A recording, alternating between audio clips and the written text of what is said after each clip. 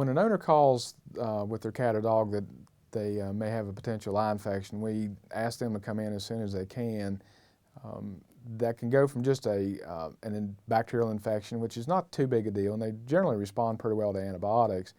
But what we really worry about is if there's a scratched cornea, and we can determine that with a corneal stain. It's something that can be done in the office pretty easily. And with that, you don't really want to fool around with that. If it is scratched, you certainly would want to, there's certain antibiotics that with certain preparations that can really help with that, and you just don't want to wait around too long for that.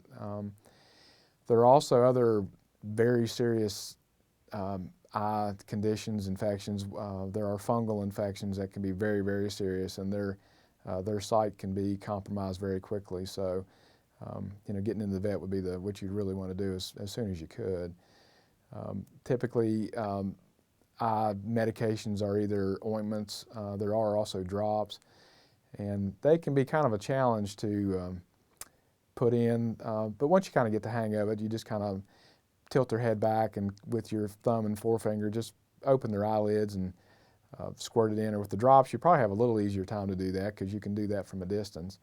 And usually the longer you do that, the more your dog or cat gets used to that and are able to fight you on that a little bit. But that's typically how you handle that.